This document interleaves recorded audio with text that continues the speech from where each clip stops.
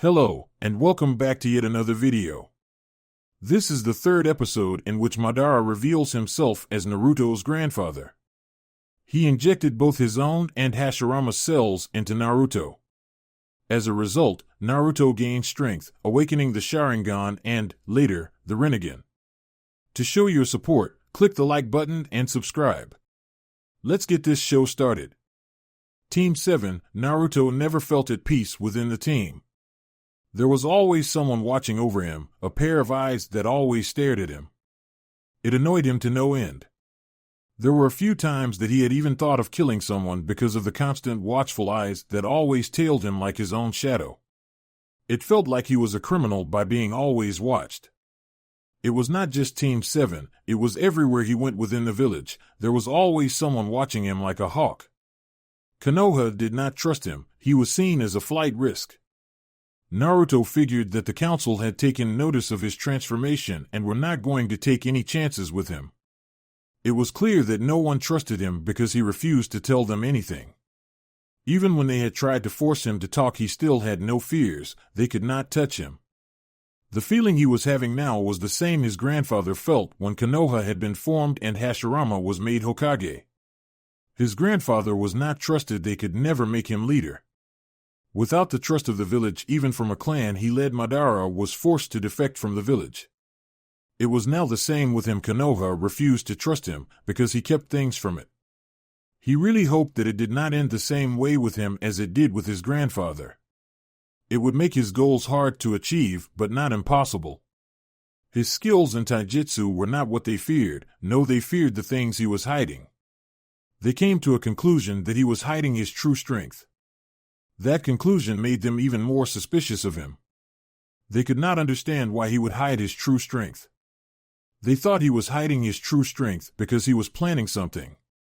They could not believe that it was for the good of the village, because if it was for the good of the village he would not have to hide it. That was what they thought. Naruto had not intentions of harming the village in any way.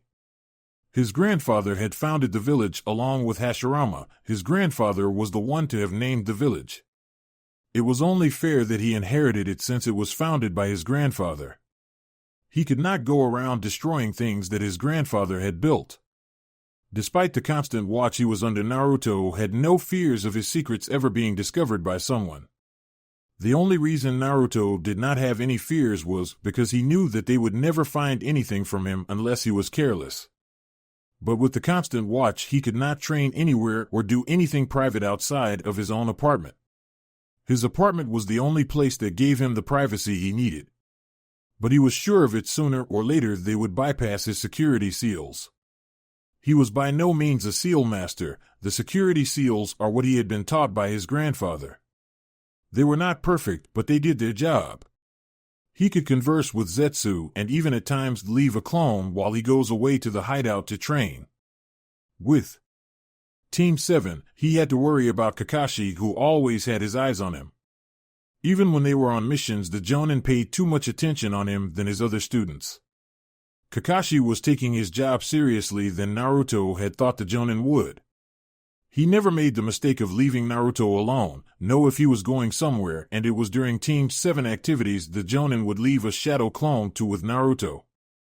But the Jonin was friendly and valued his team as part of his family. This values made Naruto question why Kakashi would choose to spy on one of his comrades. When the Sandaime had told him to spy on Naruto, Kakashi spied, but not as seriously as he was doing now. Naruto thought that the council had taken part in that change. The fools were capable of anything, especially Danzo and the two advisors. If there were people to kill, it would be 3 elders. There was also Uchiha Sasuke and Haruno Sakura. The two just annoyed him to no end. Sasuke was obsessed with fighting with him. Every time he got the chance to demand that Naruto fight him, he would take it. Naruto never fought with the young Uchiha. He always refused to fight the Uchiha. Naruto hated fighting pointless battles. There was nothing he would gain from fighting the Uchiha. Despite his love for a good fight, Sasuke was not worth his time. His refusals always infuriated Sasuke, and he would always attempt to hit Naruto whenever he was not looking. Naruto had better reflexes and would always dodge the attacks without hitting the young Uchiha back. Another person that caused him headaches was Sakura. Despite his attempts to ignore the girl, she would not just stop talking. Naruto was sometimes tempted to put the girl in a genjutsu. He would make the girl kill herself and she would be gone from his life. She hated him because he was better than Sasuke. No, she refused to believe that he was better than Sasuke. What she did was yell at him for trying to be cool and better than Sasuke. She would always tell him to stop trying to make Sasuke look bad. Despite all the problems in Team 7, the team was almost perfect when it came to teamwork. It was all that Kakashi taught them, and they were better at it than any other genin team. They did their missions better than any other rookie genins. Over the past months, they had done a lot of missions. But only two stood out, the mission in the Wave Country and mission in which they were protect Kuyoki Kazahama. The Wave mission had been their first mission, and ended up being an A-rank mission because they had encountered an A-rank missing Nin, Zabuza Momochi, and his accomplice Haku. Sakura had been a burden in the mission and basically did nothing useful. What she did was to tremble in fear at the thought of dying in her first real mission. They were protecting a bridge builder from a man named Gatu. Team 7 did succeed the mission and managed to get Gatu killed despite the odds being against them. Sasuke had awakened his Sharingan during the battle in the bridge. It made him even more arrogant now that he had finally awakened the Uchiha clan bloodline. It made the Uchiha feel superior to anyone, thinking that no one could match the power of the Uchiha eyes. The mission to protect Kuyoki was also a success.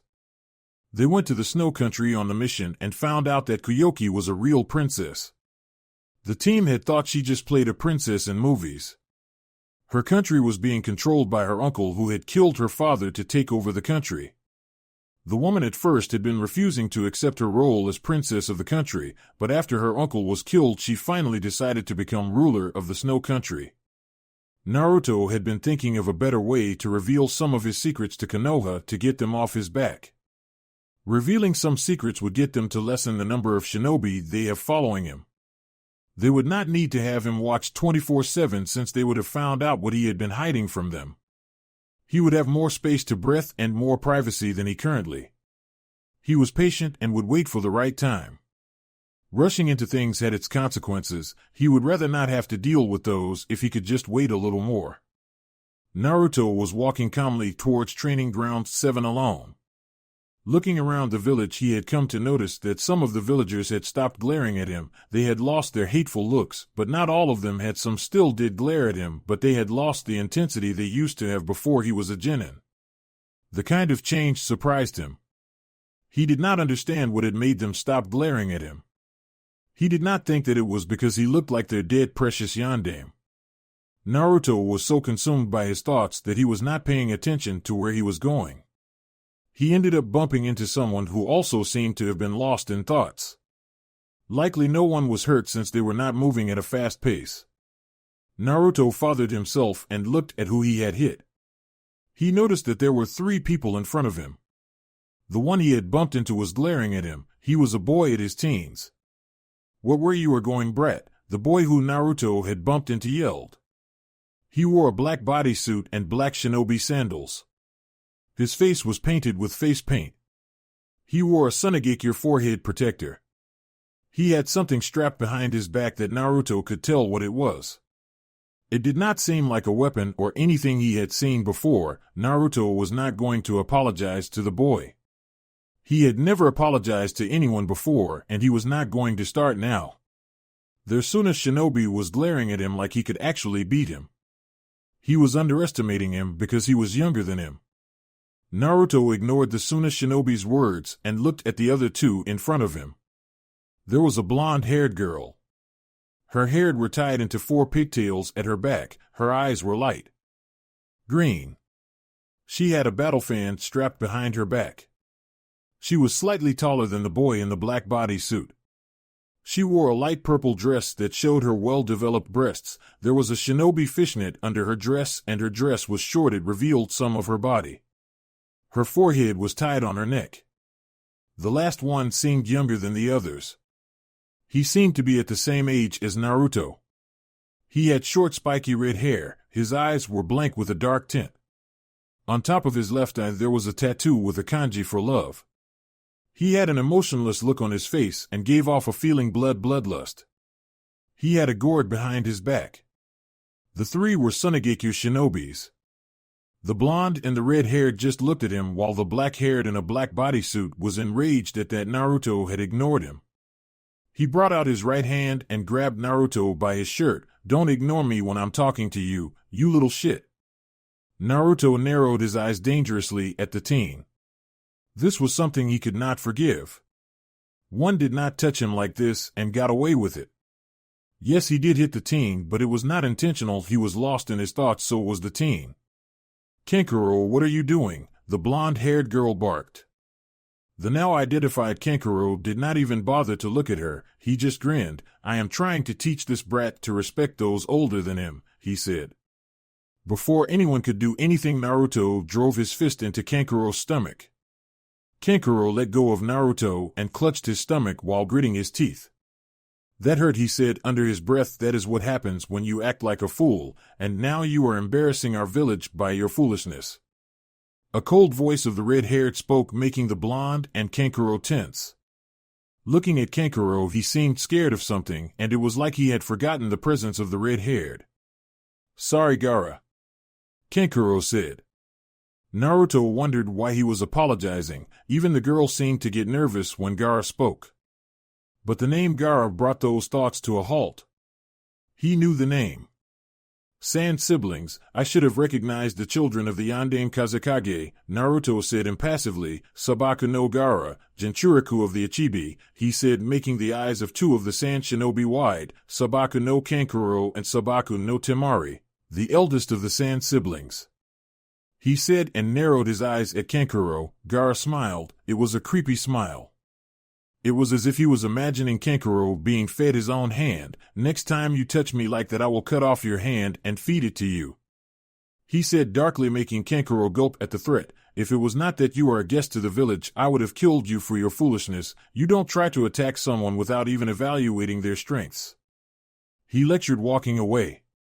"What is your name?" Gaara asked in his emotionless voice.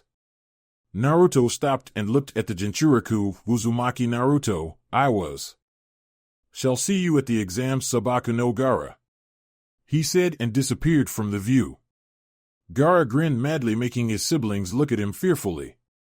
They knew the kind of smile. It was the kind of grin he always wore when he was thinking of crushing someone with his sand. They feared that kind of smile. They could only feel sorry for the blonde should he meet Gaara in the battlefield. Training Ground 7 Chunin exams, Naruto thought. He had forgotten about them. Zetsu had informed him about them. He thought that it was why Kakashi had called them today. They had been on a break from their previous missions. It was not yet over. With the exams coming, it would prove difficult for him to hide his secrets from everyone. That is, if he meets someone he could not defeat in a taijutsu fight, though he knew that no mere Genin or Chunin could defeat him in a taijutsu fight. Villagers could always send Jonins in the Chunin exams. Naruto brushed off his thoughts. His taijutsu was superior to most, even some Jonin's taijutsu was inferior to his. His speed gave him a great advantage against most opponents. Sasuke and Sakura walked side by side towards the training ground. Looking at them, they always came together at the training ground. Well, not always together, but most of the time.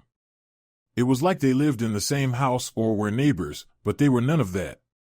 It was a mystery how they could arrive at the same time at the training ground most of the time, whereas they did not live together. They could only make it together if Sakura knew which road Sasuke took to the training ground, but knowing Sasuke, he would have changed the road he took upon seeing that Sakura knew the way he used for the training ground. Sakura always knew where Sasuke was. It was like the girl had sensing abilities that only worked on Sasuke. Sasuke glared at Naruto before looking away. It was nothing new to Naruto. It was either Sasuke demanded that he fought with him or he just glared at him and looked away. Naruto preferred to be glared at than having Sasuke demand that they find. That way he did not have to deal with the Uchiha. They did not wait for too long in the silence because Kakashi had decided to make it in time for the first time. Not even the fact that Naruto would leave the training ground after waiting for an hour for the Jonin had probed him to arrive in time for team meetings. It was a surprise to the whole team. "Yo!" Kakashi greeted his students with his eye smile in place and the ever-present orange book present in his right hand. "What is wrong, Kakashi-sensei? Why are you not late?" Sakura said in a low tone. Kakashi smiled. "Nothing is wrong. Is it that surprising that I am on time?" No one answered the question. Sasuke got down to business. "Why did you bring us here, Kakashi-sensei? I thought we were still having his time off. Can't I just bring you here so that we can get together? We are a team after all," Kakashi said, flipping a page in his book. Sasuke glared at him. Kakashi sighed at the Uchiha's attitude. "Fine, I brought you here because I have some good and important news that I want to tell you," he said, taking his eye off his book. Sasuke stopped glaring at him, wanting to know the important news the sensei had for them. "Then let's hear it." Naruto spoke for the first time since Kakashi appeared. Kakashi gave them a wide-eyed smile. "I have nominated you for the Chunin selection exams," he said. Sasuke smiled at the news. It was a great opportunity for him to test his powers against other strong genins he would surely meet at the exams. Naruto's face remained impassive while Sakura looked unsure. Kakashi took out 3 pieces of papers, handed each to his students. "If you want to enter the exams, the choice is yours. But if you do decide to take the exams, take the forms with you to the academy at room 301, tomorrow at 8 a.m. He said, "Kakashi-sensei, are you sure we are ready to take the exams?" Sakura said not sure if she really wanted to take the exams. She knew she was not strong to take the exams. Kakashi nodded. "If I did not believe you were ready to take the exams, I would never have nominated you. I believe that you are ready, you just have to believe in yourselves," he said, smiling. "Remember, it is a personal choice. No one will force you to take the exams if you decide not to take them. But I must warn you, if you do decide to take the exams, you might find yourself facing against strong genins like Naruto or someone strong like Haku. I'm sure you do remember him, well, Ja-ni," he said, disappearing in a puff of smoke. Sakura paled at the thought of facing someone strong like Haku. Haku had almost killed Sasuke. She could not possibly go against someone he was able to defeat. Sasuke was strong and cool. If she was to face someone stronger than him, she would certainly be killed. She looked at Sasuke, who was smiling. It was a true happy smile. She did not want to disappoint him. She could enter and finally show him that she was strong and not weak as he always said she was. Sasuke looked at Naruto with a small smile. "I hope you enter the exams because I really want to fight you, Naruto," he said, going away with his smile still in place. He was holding the form firmly as he did not want to lose it. The Chunin selection exam was a good chance for him to test the power of the Uchiha. Sakura also walked away with a lot in her mind. Naruto looked at the form and sighed. The exams were going to be nothing but be troublesome for him. He sighed and walked away to clear his thoughts. Hokage Monument. It was sunset and Naruto was enjoying view up in the Hokage Monument. He had managed to get the shadows that always followed him to follow a clone while he got some breathing space. He did need the time sometimes, a time where nobody was watching him, recording everything he did. He felt annoyed when he sensed someone coming to him. He did not want to talk to someone at this time. He turned around to see an old man with a cane. His right hand was wrapped up in bandages, and his left eye was also bandaged. He had an X-shaped scar on his chin. "Shimura Danzo," Naruto said, "I was wondering when you would appear before me." Looking at the bandages, he felt disgusted knowing what the old man was hiding under those bandages. Danzo was another person in his must-kill list. He was also a threat because he desired to be Hokage. The old man loved to be in control of Konoha. But he was going to be patient and let the old man play for now. Danzo's face was impassive as he studied Naruto. Kyuubi, he thought. He did not see a person when looking at Naruto. No, he saw the Kyuubi, a weapon that must be under his control. He only could make it powerful and program it to fight for the village. The Sandaime had been a fool in refusing him to take the boy. He could have trained the boy so that he could become a loyal weapon for the village, not someone who was a flight risk. The village seems peaceful looking at it from here, isn't it? He said, trying to see how the blonde would respond. He could not get into serious business without having an idea of the kind of person the blonde was. He had reports from his route ANBU, but to confirm everything he needed to see it himself.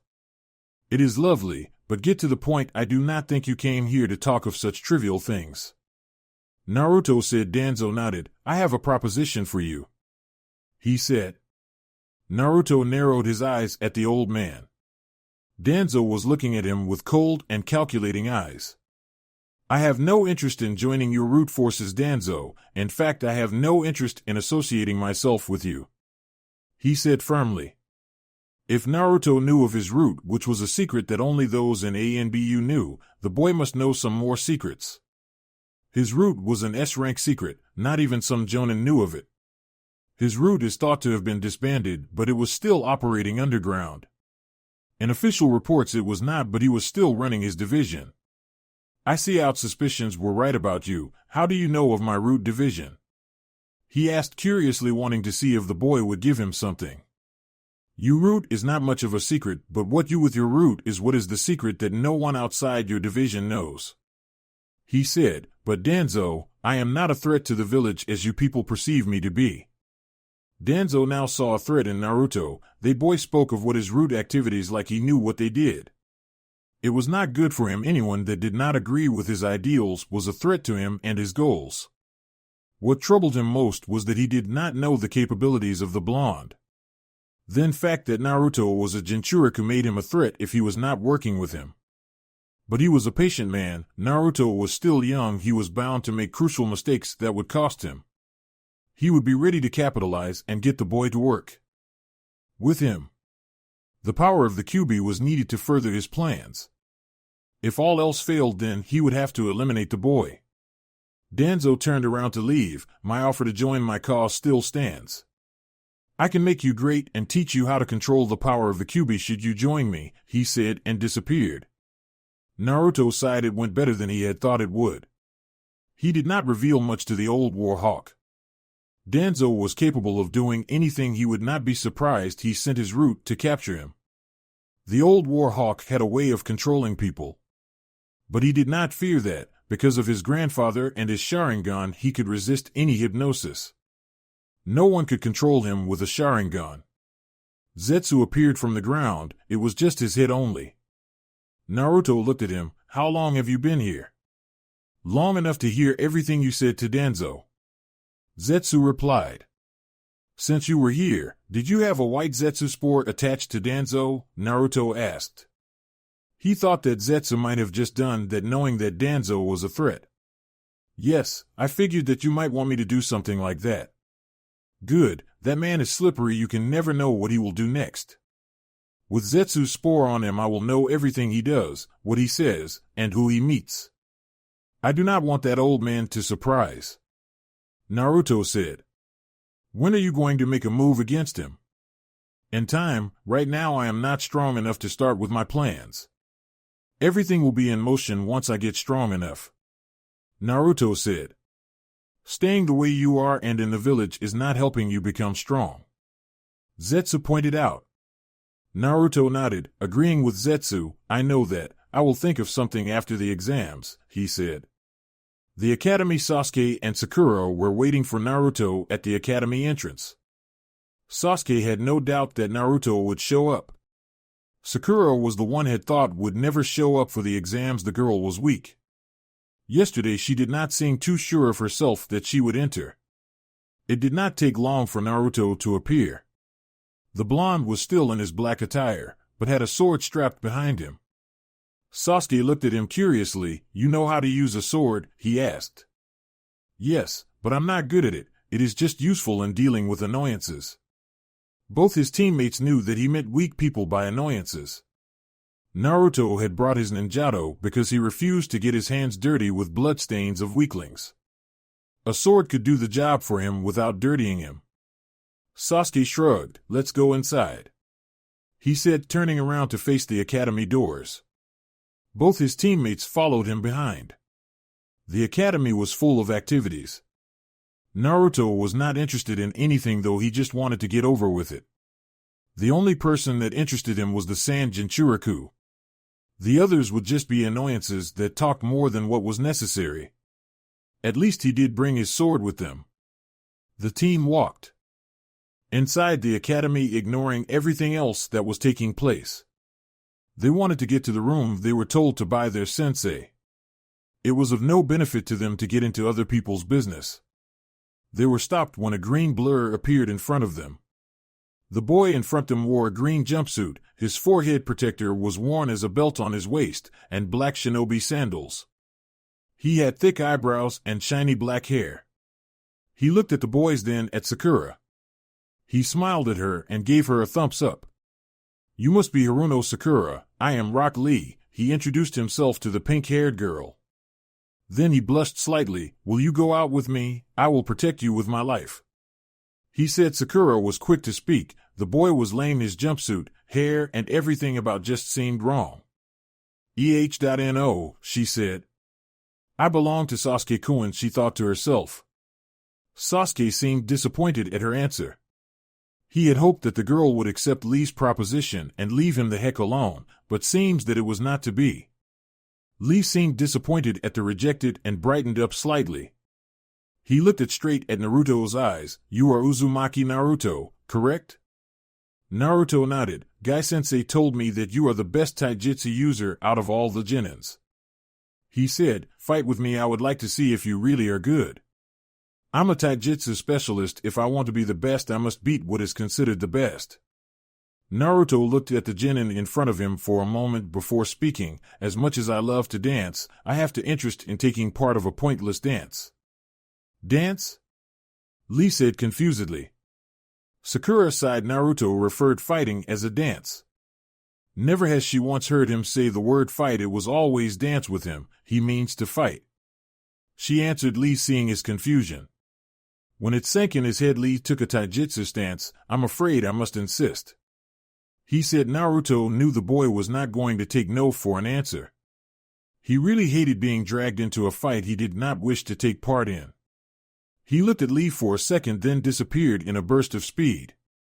Despite Lee being in a taijutsu stance, he was not expecting Naruto to attack him. He was also not expecting Naruto to move at the speed he moved at. He could only move at the kind of speed without his weights. Naruto wore no weights, he only wore them when he was training.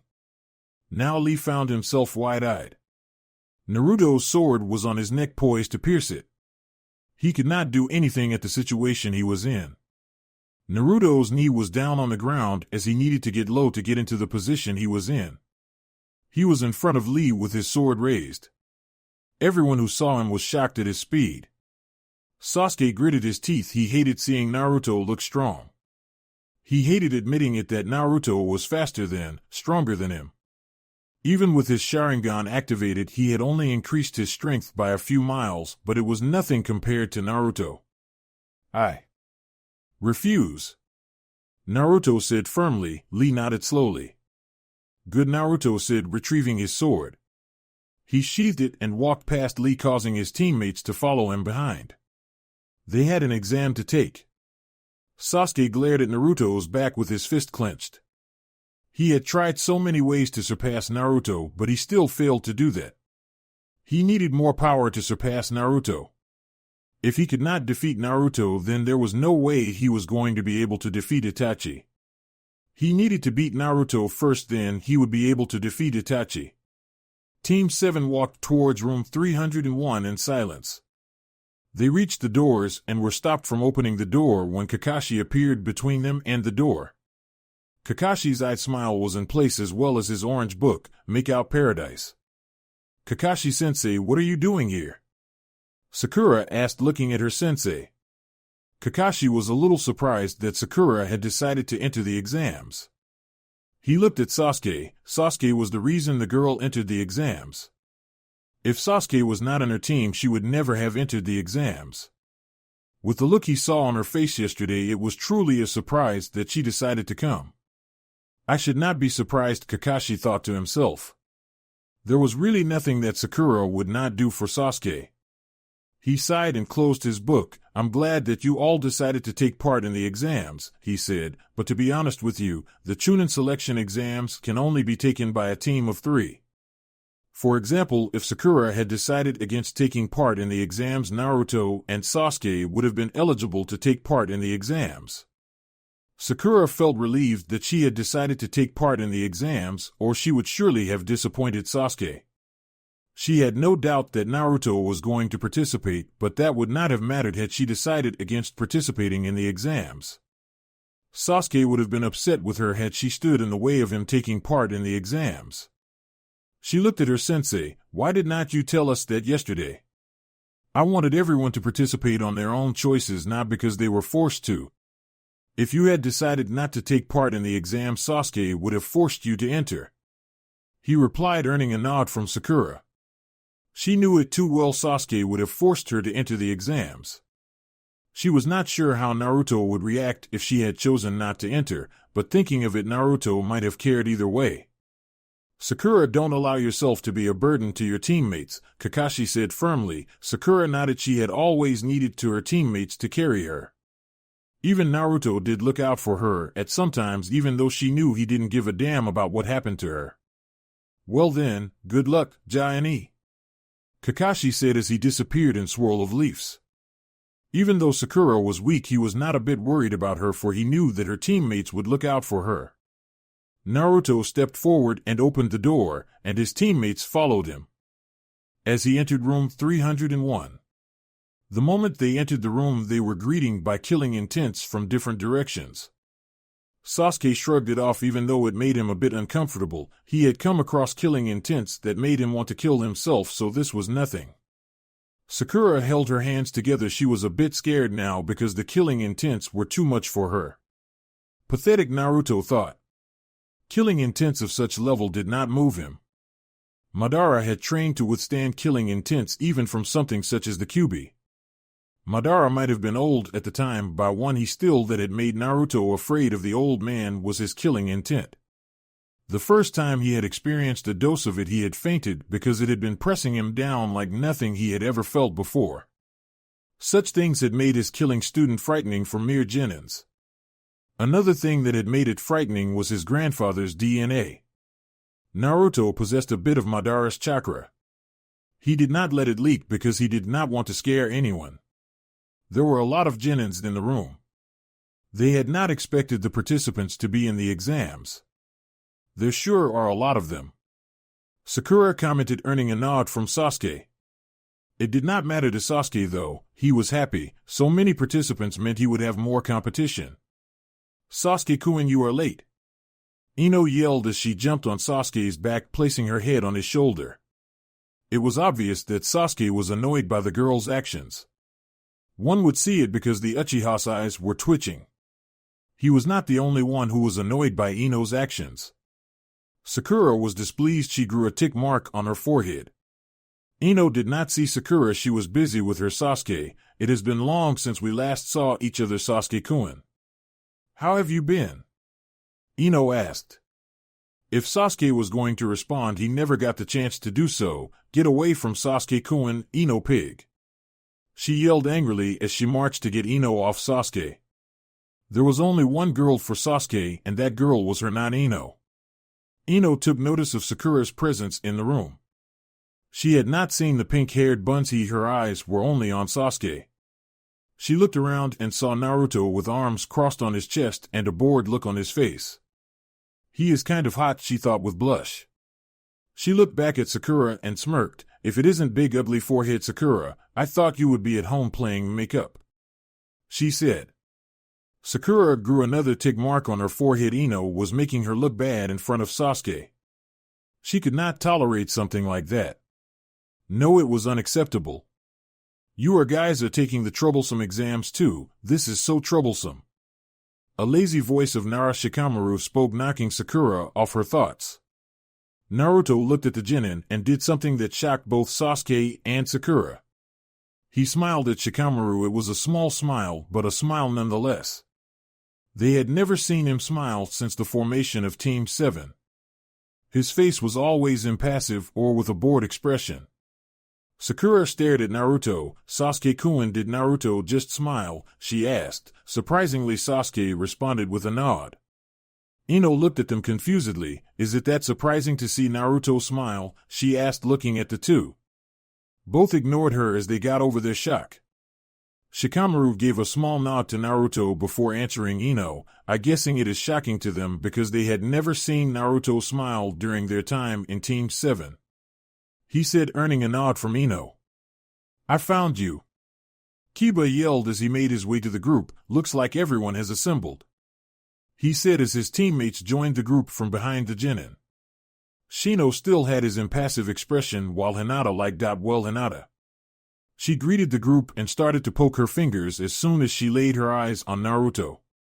A pink tint appeared on her cheeks. Naruto noticed but shrugged it off. He was not the only who noticed in the group. Not you guys too, this has become too troublesome. Shikamaru said with a sigh as he looked at Team 8. Yeah, we are. And guess what? Kiba said, together we make the rookie 9 of Konoha, he yelled, not hiding his excitement. Akamaru barked in agreement to his master's words. This is the first time in years that rookies took part in the Chunin selection exams, and we are the ones to do it. He said, showing that he did read a bit of history. You seem rather confident, Kiba. Sasuke said with a smirk on his face.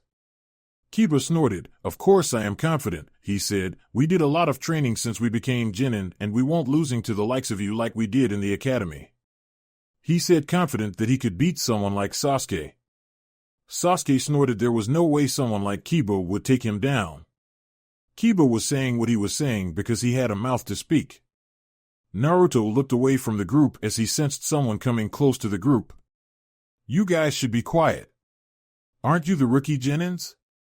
I silver-haired Chunin said as he approached the group. The group took a look at him. The Chunin had silver hair, his eyes were small and black in color, and he wore large round glasses. He had a Konoha forehead protector tied on his forehead, signifying that he was a shinobi from Konoha. He wore dark purple pants with a shuriken holster on his right hip, dark purple shirt and black shinobi sandals. He looked to be in his early 20s if not late teens. You are screaming like schoolgirls. This is not a picnic, he said, earning glares from some of the Chunins. Who the hell do you think you are? Sasuke said, feeling insulted by the Chunin's remark. It was damning to his pride to be called a schoolgirl. Me, the elder Chunin asked, half surprised. I'm Kabuto, but I'm not the one you should be worried about. Look behind you, he said. The rookies looked behind them to see pissed-off Chunins staring at them. Naruto did not bother to look around. They could stare at him all they liked, he would not care. It was not like they could do anything to him. Most of the Chunins felt nervous because of the glares that they were receiving from the other participants. It was like the whole room was against them. Ino and Sakura paled seeing the glares. If there was a bed somewhere in the room, they would rush over to it and hide under it. Hinata was quick to get behind Kiba. She was using Kiba as her shield. Naruto looked at Kabuto with an unreadable expression. There was defiantly suspicious about Kabuto. Those guys are from the village hidden in rain. They have short tempers. You may want to keep your voices down to avoid making them angry, Kabuto said, looking at the rain Chunins. The rookies looked at the rain Chunins. They indeed looked like trouble. Their glares were enough to make the female rookies shudder. Well, I guess I can't blame you. You are clueless rookies after all, he said as he glanced at Sasuke. Naruto noticed this. It was not the first time Kabuto looked at Sasuke with interest. Sasuke was unaware of the glances Kabuto was giving him.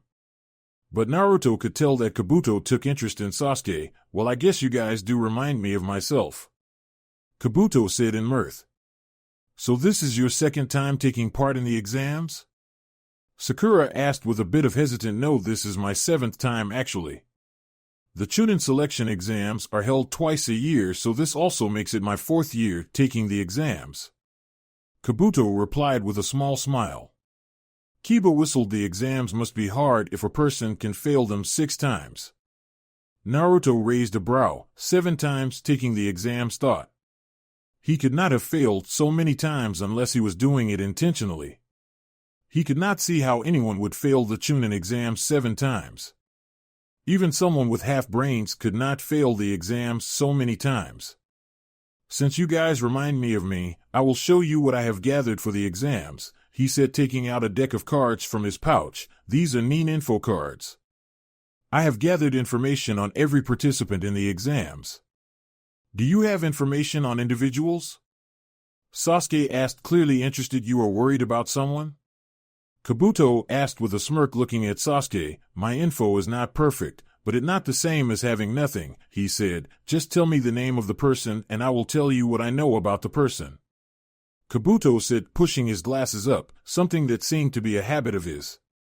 Give me information on Uzumaki Naruto, Sasuke said. The other genins were clearly interested in learning something about this transformed Naruto. Naruto looked at Kabuto, wondering what Kabuto had on him. Kabuto nodded and began to read one of his cards, Uzumaki Naruto Genin from Konoha. He graduated as a dead last, but changed afterwards. Nobody really knows what happened. He is in Team 7 along with Haruno Sakura and Uchiha Sasuke, their Jonin sensei being Hatake Kakashi.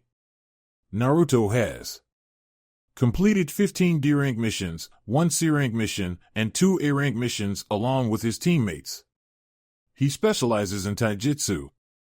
His speed is said to rival that of a Jonin and can defeat some Jonins in a pure taijutsu fight. Kabuto read. Hey, when did you guys get to do A-rank missions? Kiba asked. Of all what Kabuto had read to them, the fact that Team 7 had done A-rank missions was more important to him more than info on Naruto. No one in Team 7 answered his questions. His information is accurate, Naruto thought. The info Kabuto had on him was the same as the one that Konoha had on him in their records. Can you give me information of Sabaku no Gaara? Naruto spoke for the first time since he entered the room. He had all the information he needed on Gaara, he just wanted to see what Kabuto had on the Jinchuriki. Kabuto nodded. Sabaku no Gaara, Genin from Sunagakure. His sensei is Baki, teammates are his siblings Sabaku no Temari and Kankuro. Gaara has done 15 D-rank missions, 7 C-rank missions, 5 B-rank missions, 3 A-rank missions. In all his missions he has never been hurt, he comes back without an injury. He has a sand defense that protects him. It is said that his sand defense is the ultimate defense. His ninjutsu is based on sand only, his taijutsu is poor, and genjutsu. Kabuto read out, looking the expressions of the genins. Most of them were sweating cold. A genin who goes on an A-rank mission and comes back without an injury was someone they did not expect to come across. Kabuto smirked at their reactions. Even Sasuke seemed a little over the edge by the information he read. He looked at Naruto. Naruto showed no reaction to what he had read, like the blonde already knew everything. Nothing I don't already know, Naruto thought. He had information on every Jinchuriki. It was important for him to know all the information, as he would have to deal with them one day as his years progressed. For him to get Toby to come after him, he would have to disrupt the man's plans. Getting to the Jinchuriki before Toby was the best option he could take. Thinking of Gaara, the Jinchuriki could prove to be a good challenge for him. He would surely like to test this so-called ultimate defense that Jinchuriki is said to have. I will tell you the contestants you should avoid in the... Kabuto spoke but was cut off by Naruto. There are no other strong contestants, the rest are weak, they are nothing but annoyances. Naruto said a little too loud. All the contestants heard him, but Naruto did not care if they did. A team of sound genins did not take Naruto's words kindly. They were going to show Naruto who was weak. Let's show the blonde that we are not weak, one said in a rough voice, earning nods from his teammates. They were about to charge at Naruto when a puff of smoke was born within the room. I will not accept that kind of behavior in here, got that? A figure that was one with the smoke that had been born within the room said, sternly glaring at the students. He leaked out a dose of his killing intent to make his point. The killing intent prompted the genins to nod vigorously. The figure smiled. All right, you maggots, take your sits now, he said in a firm voice, making the genins hurry up to take their sits. The Genins took each of their assigned sits and looked back at the man in front of the room. I am Marino Ibiki. I am the proctor of the first test of the Chunin selection exams. The proctor introduced himself to the Genins. Those who do not follow my rules will automatically fail, he said as he released a burst of Ki scaring some Genins in the room. The first test will be a written test, he said as Chunins began to drop papers in front of each sighted Genin. The rules of exams are as follows, and there will be no questions asked, he said with a commanding tone, releasing his Ki to make it clear that he was serious. He tapped the chalkboard in front of the Genins and the rules appeared. Chunin Selection Exam Test Rules. Rule 1. Test takers start off holding a perfect test score of 10 points. The test itself has 10 points for each question answered incorrectly. A point is deducted. Rule 2. The test is a team event. The passing score of each team is calculated by adding the scores of each team member all together. Rule 3. Those caught cheating will have 2 points deducted for each offense. Rule 4. Those who lose all their points or do not answer any question correctly will fail along with their teammates. All Genins read from the board. Some looked at their teammates to see if they were prepared. If Naruto was still stupid, Sakura would have been worrying about Naruto. But she had nothing to worry about. He was smart enough to pass the test. She did not have to worry about Sasuke either. I expect nothing but the best from Genins trying to become Chunin. He paused, looking at every Genin in the room. You will only answer questions 1 to 9. The 10th question will be answered after we finish the first 9. The exam would be for 45 minutes. Begin.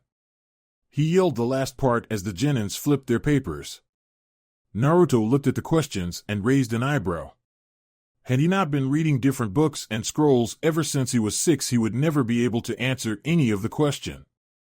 He was thankful that Madara had brought him all those books he had brought for him to read. The questions were difficult, but he could answer them. He was sure that not even some Chunins could answer the type of questions that are within the papers. It only meant that they did not expect all of them to pass. Naruto thought for a moment before narrowing his eyes around the room. Sasuke had his Sharingan activated. Copy others' movements. He was doing well.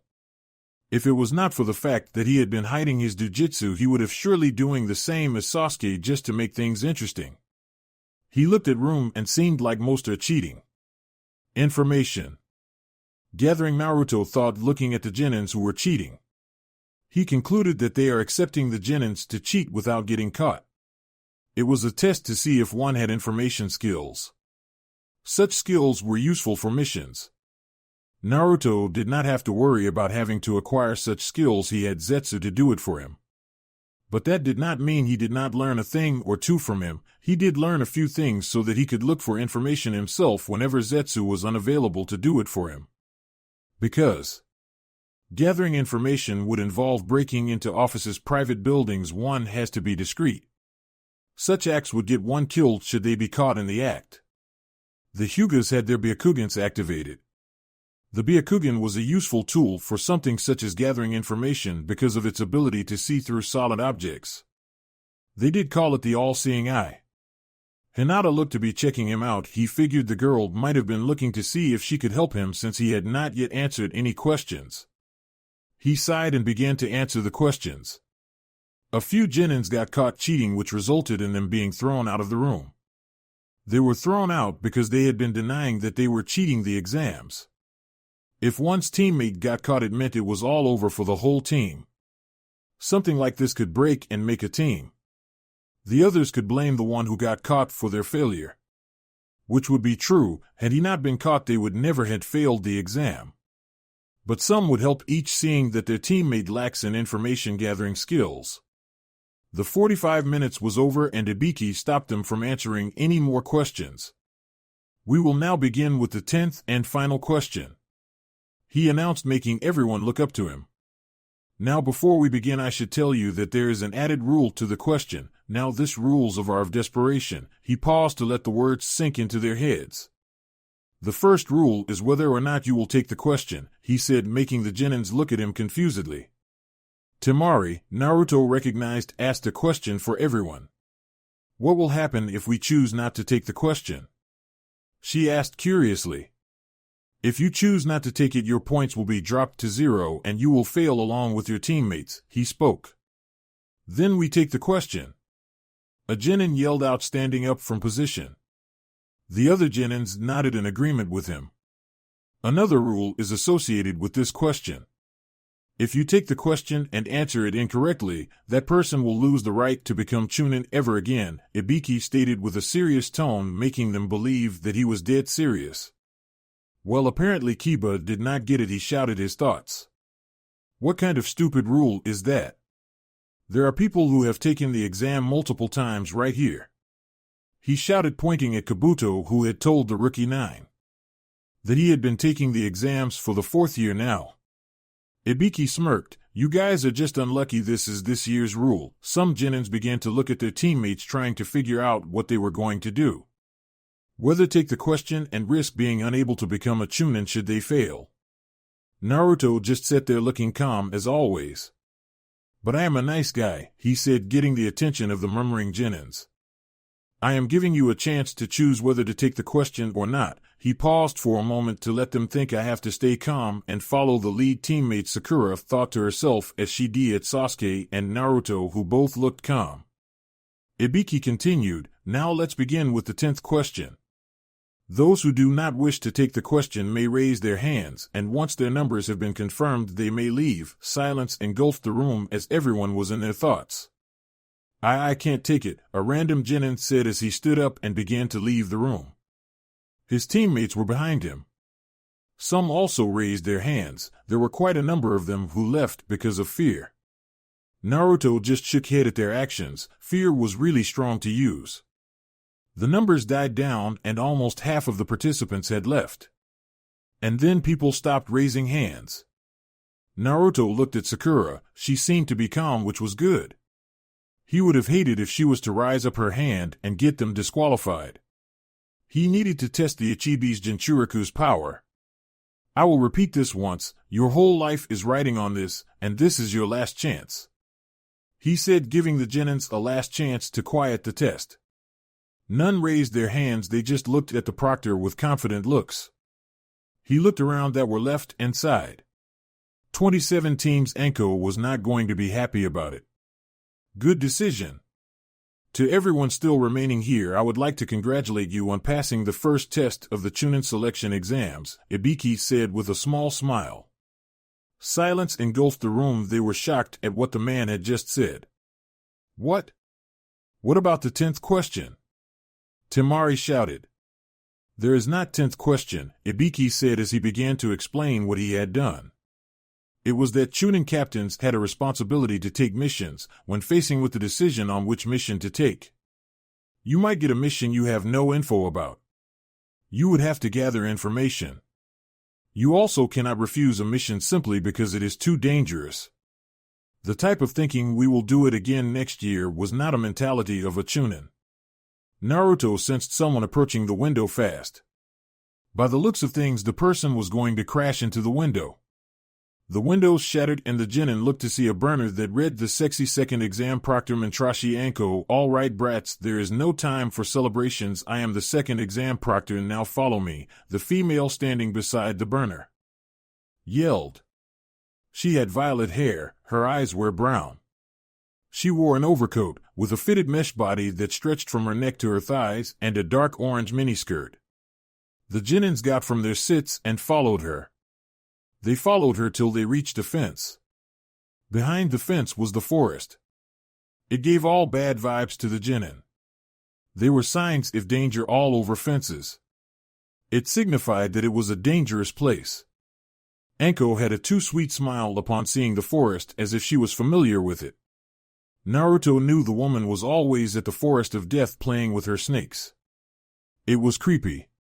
This is Training Ground 44, also known as the Forest of Death. It will be the stage of the second Chunin selection exam, Anko said with a grin. This place gives me the creeps, Sakura said. She had never been to the place, but the weird feeling she was feeling about it was enough to creep her out. Naruto was beginning to get bored now. They should have just let them go into the forest without telling anything. Those who did not know the forest would see that the forest was like with their own eyes. He really did not have to listen to someone explain to him something that he already knew. You will find out soon why this place is called the Forest of Death, she said with a smirk. The Genins gulped, some shuddered. They did not hope to find out why the place was called the Forest of Death. Naruto could tell that Anko liked to plant seeds of fear within the hearts of other people. Before we start, I would like you to sign these papers, she said as she held a paper in her hand. The Genin looked at her curiously. In this test there will be killings, and I don't want to be responsible for your deaths, so you have to sign these waivers. The Genin looked at her, some thinking they should quit. They were going to do the second test in a place called the Forest of Death, and now there was going to be some killings in the forest. It was too much for some Genins. I will explain the test before you sign the waivers. This test will be a survival test. The training ground 44 has locked gates, a river, forest, and a tower at the center. From each gate there is about 10 kilometers until the tower. She paused for a moment to let them digest her words. In this training ground you will compete in an all-out, no-rules scroll battle. Each team will be given one heaven or earth scroll. For a team to pass, you have to present both heaven and earth scrolls to the tower in the center of the training ground. There is a time limit. You have only 5 days to get into the tower with both scrolls to pass the test. If you arrive after 120 hours, you will fail the test. There is not quitting once you enter the training ground. You will in there for 5 days, she said to the listening Genin. What about food? Choji asked while eating snacks. He was worried that he would have to be trapped in the training ground without barbecue and chips. The forest is full of food. All you have to do is avoid man-eating bugs, poisonous insects and plants. The Genin shuddered at the thought of being eaten by bugs. The forest was indeed a scary place. The forest will be full of enemies, so if you get to the tower faster with both scrolls you will avoid enemies. She paused for a moment before going on. Now let's get on to who gets disqualified. The first I have already told you, which is not being able to get to the tower with both scrolls and in time, she said as the Genin nodded. Second is those who lose a teammate or a teammate gets killed. Lastly, you must not open the scroll before you reach the tower. As Chunin, you be expected to courier important documents. This will be a test to your trustworthiness, she finished her explanation to the Genins. Come on now and take the waivers and sign them, she said as the Genins went over to her and took the waivers to sign. Some were hesitant to do so, but everyone cinched them and handed them to Anko. She had given each team their scroll, but did it in a way that no team would know which team held an earth or heaven scroll. This would avoid a team going to a specific team. It would also cut down numbers because a team would take a scroll from another team they have defeated even though it is the same as theirs. She did not tell them that. They did not need to know it. Final word of advice, don't get killed, she said with a maniacal grin that had the Genin think that she wanted them to kill each other. Each team went away to their assigned gate and got ready for the second test. The Forest of Death Team 7 entered the welcoming mouth of Training Ground 44. Death and all its friends sang songs that boomed inside their heads. Darkness ate all the light within the forest. One could only imagine the horrors the trees have had to witness within the forest. The breath within the forest was cold as it invaded Sakura's body, causing the girl to shiver.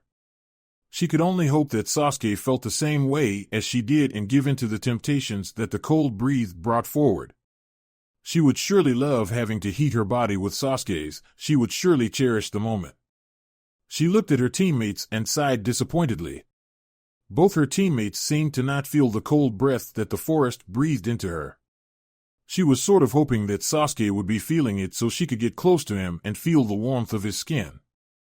It was not going to happen, though she could only dream. Because her teammates were walking as if the forest was not scary, she was forced to banish the coldness that had invaded her body. As the coldness obeyed her command, she felt a bit sad that a chance to get close to Sasuke had just passed away.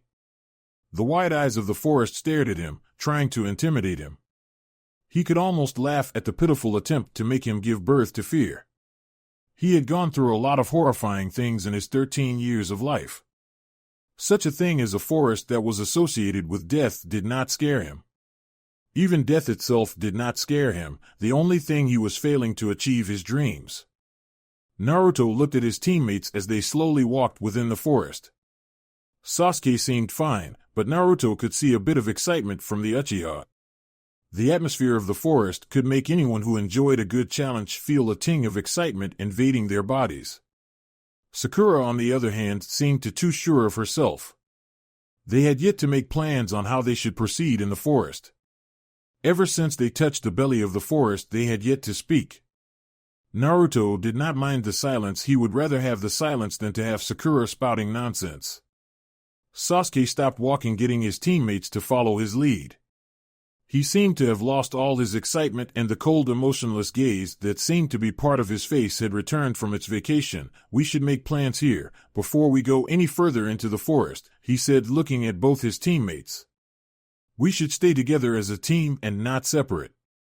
I can take care of myself, but if I were to separate myself from you and you happen to come across another team, Sasuke won't be able to protect himself and you," he said, looking at Sakura straight in her eyes. "We should just go ahead straight to the tower. I am sure we will come across a team while we head to the tower." Sakura had no objections to what Naruto had said. They would have to be together till they reached the tower. She felt a little sad that Naruto had pointed that she needed to be protected by her teammates. She was not that weak. Sasuke nodded. "But still, what if we reach the tower without coming across another team?" he asked. "Then we'll hunt a team to get what we want. Now let us move on." Naruto said. His teammates followed him behind. The plan was simple, and it would have them get to the tower faster. They were given a maximum of 5 nights to get to the tower, but one could get to the tower in the second day of the exams. Sasuke wanted to fight someone. He had yet to fight anyone since the exams. But this test gave birth to a chance for him to fight someone. He would have to make sure that he did not leave the forest without testing his power against genins from other villages. The team walked for a few hours. Day was already calling for night to take over its reign. They had to clash with another team. They had been walking on a rather relaxed pace. It was something that was done with the thought of Sakura in mind. The girl had a low stamina, running for an hour, and he would have forced them to take a break. It was better to just walk for the day that is tomorrow. They would quicken their pace to ensure that by the end of the day they had reached the tower. They could worry about getting the scroll they needed while they made their way to the tower. Naruto, who was in the lead, suddenly stopped and motioned for his teammates to do the same. He looked at his left side. There were 3 dark shadows that had been following them for the past hour. He had sensed them the moment they started to shadow them. He thought they would go away, seeing that Team 7 had its guard always on. He knew they had been waiting for an opportunity to present itself, and they would try them. "What is it, Naruto?" Sakura asked the blonde. "Some annoyances that won't go away have been following us," he said. "They should come out of the shadows now that they have seen that we have stopped," he said, his eyes at the girl. Despite the fact that they have only been walking, the girl looked like she would not last 2 minutes in a fight. "What's the plan?" Sasuke asked with a smile. They always got together well when they planned against their enemies. Everyone cooperated, even Sakura valued Naruto's opinion. But after the mission was over, they would be a completely different team. Sakura should stay behind. "You and I will remove the annoyances." It was not a plan. Naruto never made a plan against someone he knew he could beat without much trouble. Sasuke nodded. Sakura was not a fighter in their team. It was best to let her stay behind so that she does not become a burden while they fight.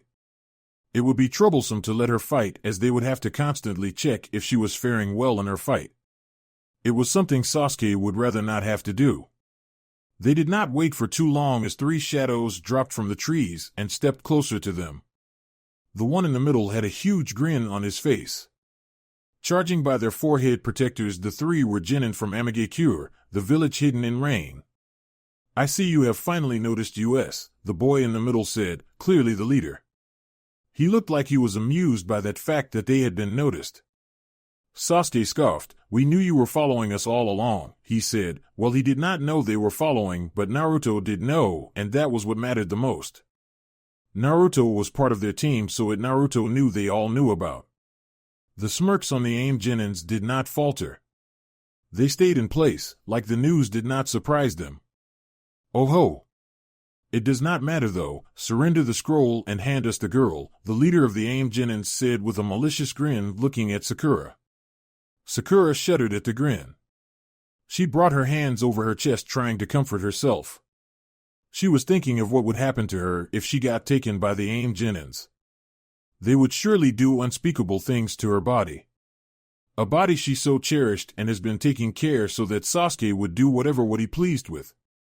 Sasuke smirked and got into a stance. We will be the ones taking your scroll, and if you want to get to Sakura you have to go through us first, he said. Naruto sighed in annoyance. He really hated fighting people he would beat.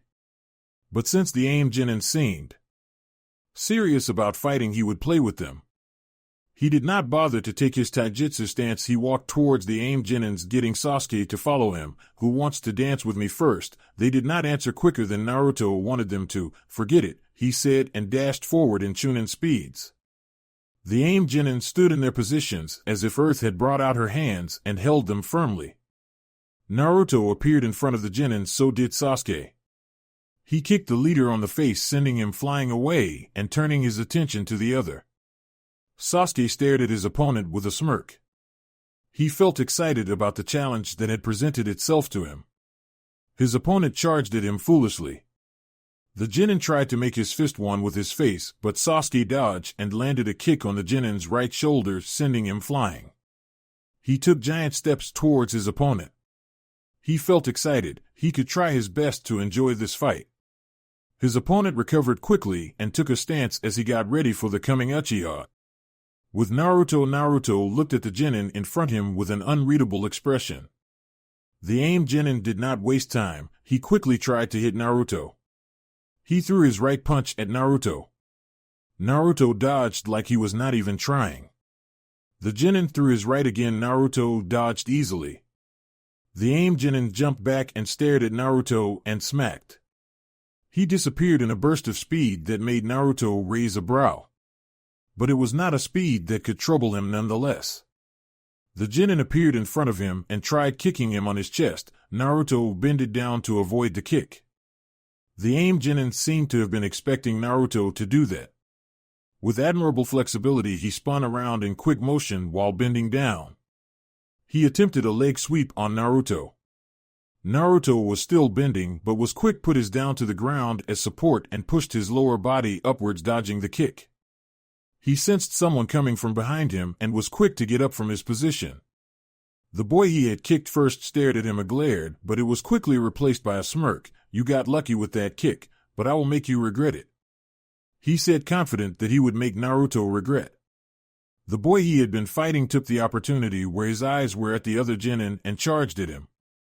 Naruto still had his other sense working. He spun around with fluidity and gripped the boy's face. He lifted the boy up in the air. The leader of the AIM Genins rushed at Naruto, seeing that he was busy with something. Naruto sensed him and spun around while his right hand was firmly placed on his other opponent's face. He threw the Genin at the other, making them hit each other. Both grunted as they got up. With Sasuke's Sharingan was active as his opponent rushed at him with surprising speed. He tried to kick Sasuke at his shoulder, but Sasuke blocked the attack with both his hands. The AIM Genin, seeing that Sasuke's both hands were occupied, tried to punch Sasuke in the gut with his left hand, but Sasuke jumped back to avoid being hit. Sasuke smirked and rushed at his opponent. His right hand headed straight to Genin's chest, but the AIM Genin blocked the attack with both his hands. Sasuke followed up with his left back, hitting the Genin in the face. He did not let his opponent recover. He kicked the Genin hard at his waist, sending him flying away. The AIM Genin gritted his teeth as he felt Sasuke's foot crashed into him. The kick hurt really badly. He was not given more time to dwell on his pain as Sasuke appeared before him. Sasuke gutted the Genin hard with his fist. The Genin clutched his chest in pain. Sasuke did not stop with his assault. He let loose of another punch that connected with his opponent's ribs. A hard kick to the temple followed his punch. His opponent was sent crashing to the trees. The AIM Genin tried getting up, was felt winded due to the knocks he has received from Sasuke. Sasuke still had his smirk. Are you going to give up? With his Sharingan activated, his opponent could not land a hit on him as he would be able to predict the movements. He deactivated it. It was no longer needed. Never, his opponent yelled as he charged at him with his right hand raised. Sasuke sidestepped the attempt to punch him. He kicked the genin on his stomach, making him cough out blood. He did not let him fly away as he quickly grabbed his hand and punched him in the chest, making the genin cough more blood. Sasuke slammed his opponent down the ground, creating a small crater. His opponent was not yet out cold but looked to be barely conscious. He sighed and gave his opponent a knockout punch. He felt slightly out of breath. With Naruto, his opponents stared at him for a while before deciding to charge at him with their kunais at hand. A kunai was swung trying to slice his cheeks. Naruto dodged at kunai and brought out his sword. He did not want to get cut when he could have done something to ensure that he did not get cut. His opponents continued trying to pierce him with their kunais while Naruto blocked and dodged their attempts. He finally got tired of playing and knocked off the genin's kunai from their hands. His ninjato sliced through one of his opponent's chest, and blood gushed from his wound. The wound was not deep but enough to make him bleed and cause him pain. The genin hissed in pain. Naruto moved closer to him and gripped the boy's neck before slamming him to the ground, creating a crater where the genin hit. The power of the slam was enough to knock the genin out cold. Naruto looked at his other opponent. "Do you wish to continue dancing?" Genin shook his head vigorously. Naruto disappeared from view and appeared behind the genin. He hit the genin at the back of his head before he could react, knocking him out cold. He sheathed his sword, but not before wiping off the blood that had stained it. "Not taken care of. Your weapon will make it dull." He always cleaned it whenever he used it. He was not much of a kenjutsu fighter, but a sword would have to do with him until he got used to carrying his gun by. Sakura joined him looking relieved. She did not get to fight, and both her teammates had defeated their enemies without difficulty. That pleased her mind. She would have hated if one of her teammates had gotten hurt. She might not like Naruto, but at times she thanked Kami that he was on her team. Without his help at times they would never have completed some of their missions. He had also saved her life more than once. She was thankful for it, even though she has never said thank you for it.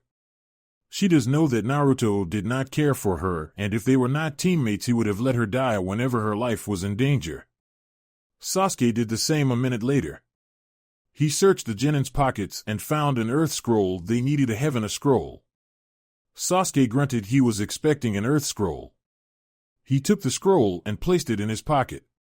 It would prove useful in exchange for a scroll that they want. Naruto looked at both his teammates and sighed. "We should camp here for the night. We will move out tomorrow morning," he said. They could not really travel for the night.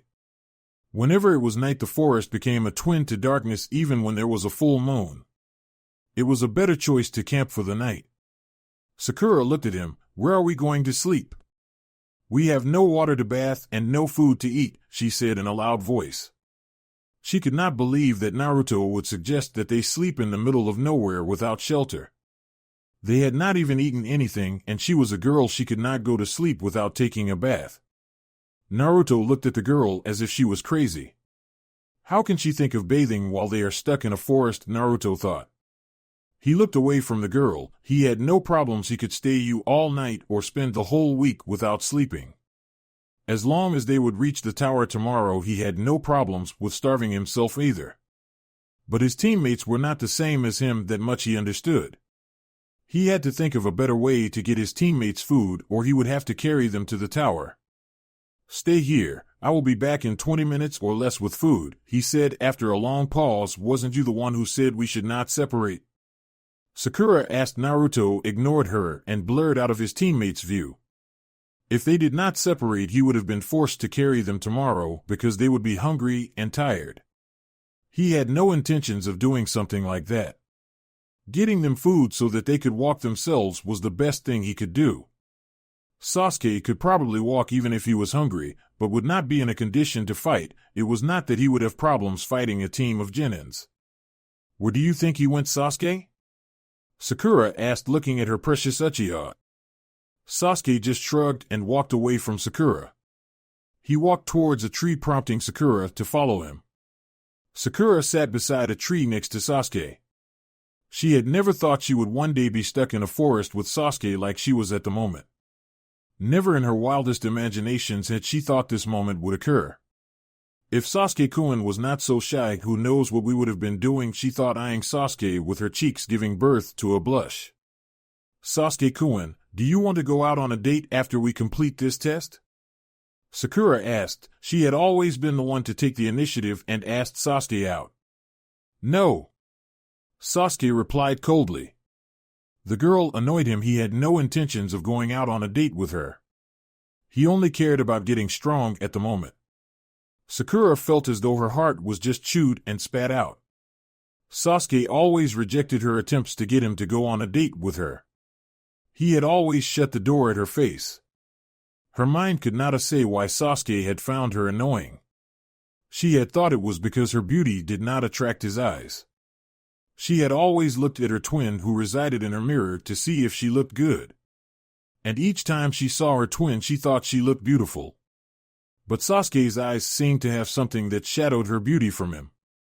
She smiled sadly and looked down at her feet. She loved Sasuke and would never stop trying to win his affection. 17 minutes later, Naruto walked towards teammates carrying a small bag. He went over to them and sat down. He opened the bag and withdrew 2 scrolls. He threw one at Sasuke, who caught it. What is it? Storage seal. You do know how to use it, right? Sasuke felt offended by Naruto's question. How could he, an Uchiha, not know how to use a simple storage seal? Luckily, Sakura spoke for him. Of course he knows how to use it. Naruto ignored her and continued looking at Sasuke.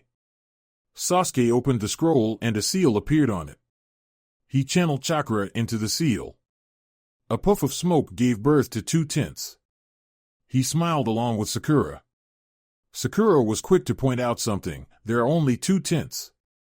The logical solution would be that Sasuke share a tint with Naruto since both were boys. But Sakura would not mind having to share a tint with Sasuke.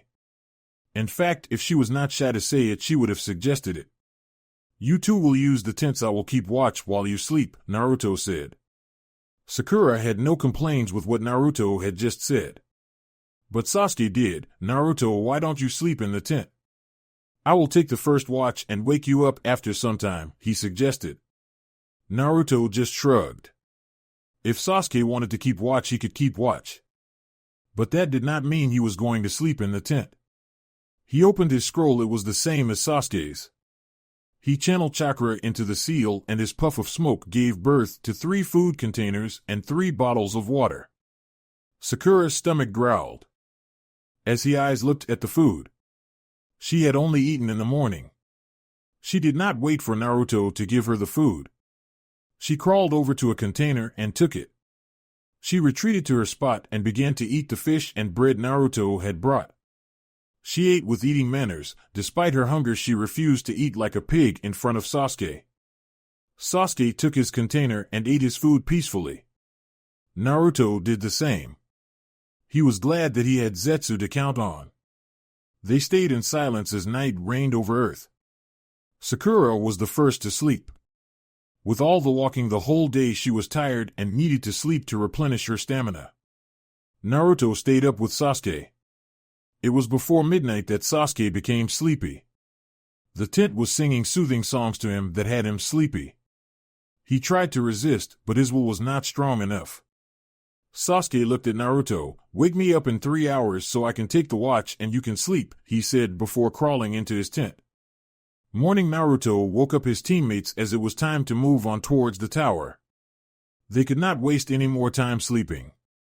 They had already wasted enough time already. Sasuke looked at Naruto. Why didn't you wake me up? Did I tell you I would wake you up? Naruto replied with a question, earning him a small glare from Sasuke. They were about to hit the road when Sakura spoke. Hey guys, what about the tents? Aren't we going to need them if we happen not to get to the tower before the end of the day? We will make it. Naruto said, looked at the tents and at Sasuke, burned them with a fire jutsu. Sasuke, though, did not like taking orders from Naruto. He nodded and did a fire jutsu, burning the tents. They hopped onto the trees and made their way to the tower. A few hours later, they had been traveling for 3 hours. It was not non-stop. They had to take a few breaks to allow Sakura to regain her strength. Had it not been for the girl, they would have covered a lot of ground by now. It annoyed both Naruto and Sasuke and the number of breaks they had to take because Sakura always got tired after running for a few minutes. Sakura was by no means a stamina freak like Naruto. Naruto had more stamina than Kakashi, so she could not compare herself with him. She had only seen him slightly winded once. But even when he was winded, he would still push further like he was not tired. She did not understand where he got his energy from. He always seems to have more energy than anyone. Even at the academy, he always seemed energetic. Naruto stopped suddenly, causing his teammates to do the same. Someone strong is following us. After those words left Naruto's mouth, gusts of winds hit the Genins, sending them flying. Even Naruto was caught. He had not been fast enough to react after sensing the chakra build up. The gusts of wind were strong, but other than sending Team 7 crashing towards the trees, there was no injuries suffered. A Nin wearing a Kusagakure forehead protector appeared in front of the Genin. The Kusanin was a woman. She unleashed her murderous killing intent. She enjoyed the look of fear her killing intent brought to her praise. She could never pass a chance to plant a seed of fear in her praise. It was always fun watching them cower in fear. It soothed her soul. The Genins froze at their places. The killing intent had put them under an illusion. They watched themselves being killed in any ways. It was horrifying watching your own death. None was affected more than Sakura. The girl was on her knees, shuddering with eyes wide. The experience she was having now was far worse than what she had experienced at the Wave Mission when Zabuza had unleashed his killing intent. It was unbearable. She wished nothing more than death to make her one with it. Sasuke had thought it was Genjutsu at first when he was seeing his death. But he had come to a realization that it was not illusion, it was just the effects of a killing intent by the Kusanin. His body failed to obey any command his mind. His mind was screaming for his legs to carry him and run away. But all it got was silence from the feet. The pressure of the killing intent was so much that he too was forced into his knees. But he was not shuddering like Sakura. This time he could not blame the girl for shuddering in fear. Even he was doing his best to keep fluids from escaping his body. Naruto had experienced such level of killing intent. He had been exposed to his grandfather's intent so much that he had become resilient to fall for the horrors a strong killing intent brought. But it did not make him invincible to killing intents, not it allowed him to shake off the effects of a killing intent. But judging by the pressure of the killing intent, he could tell whoever the person was in front of them was strong, so strong that he knew he could not defeat. After sweating a few bullets, he shrugged off the killing intent and looked at the Kusanin with an unreadable expression. The Kusanin seemed amused by seeing Naruto shake off her killing intent. She could do worse than she was doing at the moment. But she chose not to. Her tongue escaped from her mouth and extended into a length that no human tongue should. The tongue kissed the frames of her mouth as she got ready to play with her praise. The Kusanin dashed forward at Sasuke, who was still suffering from the pressure of the killing intent. To him it felt like Earth had brought out her hands and gripped him tightly. Upon seeing the Kusanin charging at him, Sasuke took out a kunai, stabbing himself to wear off the killing intent.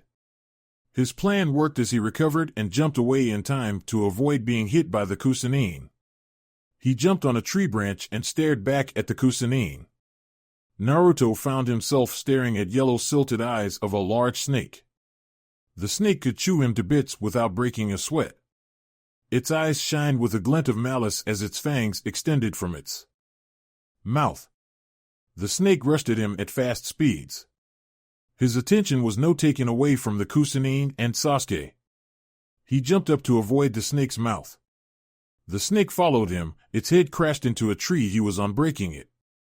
Naruto wondered what a snake was doing here. Of all the times, it just chose to attack him while his team was being attacked at the same time.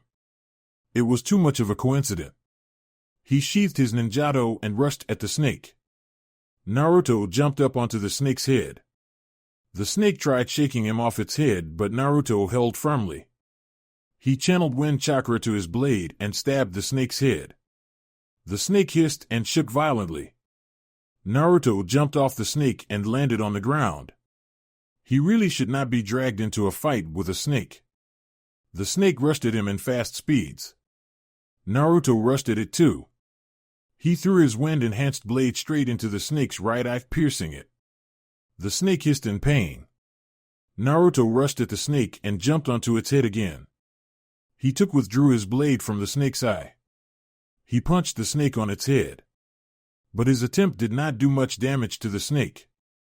He jumped away from the snake. The snake opened its mouth and rushed at Naruto.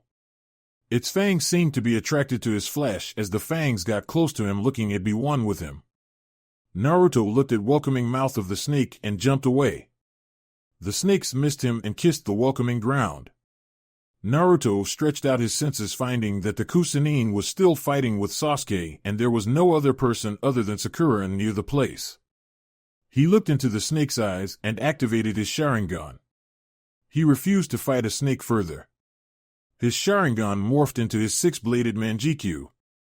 Naruto closed his right eye and concentrated his left eye on the snake. Amaterasu, he muttered as black flames engulfed the snake. The hissed in pain inflicted on it by the black flames. The snake began to roll uncontrollably on the ground while the black flames ate it. Naruto looked away from the snake and wiped off the blood leaking from his left eye. He was glad that for the exams he had no shadows following him. He blurred away, but not before deactivating his Sharingan. Had he stayed a bit longer, he would have seen the snake burst into a puff of smoke. With Sasuke stared at the Chunin and then at Sakura. She seemed to have been doing fine. He saw a snake chase after Naruto.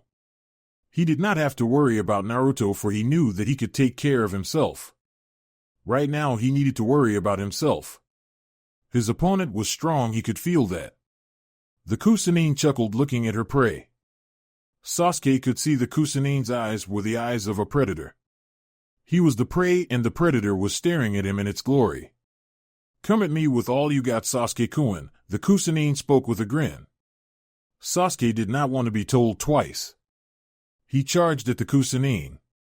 The Chunin blocked a kick that was directed to her temple by Sasuke.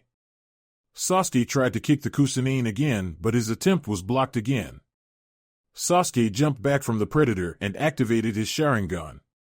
The Chunin seemed to like seeing the Sharingan being activated. "Yes, that's it, Sasuke-kun, show me what you can do," she thought as she continued to chuckle, mirthlessly unnerving Sasuke.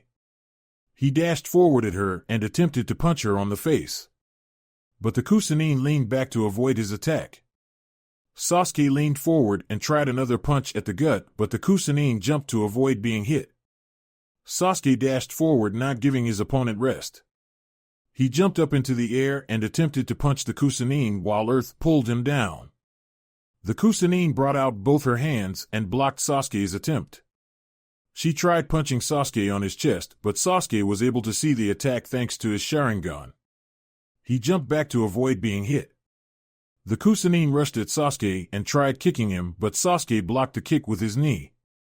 Sasuke's right fist flew into the Chunin's face, but she bended down to avoid the attack. Sasuke saw an opening and got down, attempting a leg sweep. But the Chunin jumped, returning the favor with a kick to the face. He was able to see the kick coming, but was not able to neither dodge nor block the attack. It felt like he was being hit twice. Sasuke hit a tree with a grunt that followed after the impact. "Is this all you can do, Sasuke-kun, even you your Sharingan?" the Chunin said while chuckling, earning a glare from Sasuke. He was trying to understand just who the person was. He could not land a hit on the person. The Chunin did not wait for Sasuke to clear his thoughts. He dashed forward to the Uchiha. Sasuke was forced to dodge a power punch that shattered the tree branch he was standing at. The Chunin charged at Sasuke again. They engaged in a taijutsu fight. Sasuke smirked as he got a hit at the Chunin face. He did not stop there, he added a kick to the chest that sent the Chunin flying. He continued smirking, thinking that it was not hopeless as he had thought at first. Naruto had gotten back a few moments earlier and was watching the fight with interest. The Kusanine seemed to have his eyes only on Sasuke because he had yet to make a move on Sakura, who had just been watching the fight with worry all over her face. Sasuke did hand seals for his favorite jutsu. Fire release, great fireball, he muttered as the fireball sped at the Kusanine. His smirk widened when he saw his jutsu hit the Kusanine. He ended his jutsu and saw the Kusanine standing there with his devilish grin placed on as if nothing had happened. His eyes widened in disbelief. It should not have been possible for someone to take on the jutsu and still stand like nothing had happened. He watched as the Kusanine's skin began to peel off, revealing a more pale skin. The Kusanine blurred out of view and appeared behind Sasuke. Sasuke was kicked hard on his back and sent crashing towards a tree. "Aw!" grunted as he hit the tree. He got panting and looked back at the Kusanine. The Kusanine looked at Sasuke with calculating eyes. Sasuke was indeed a skilled young boy. She had proven it, and her eyes liked what he had witnessed from Sasuke. Naruto took the time to announce his presence before Sasuke got killed.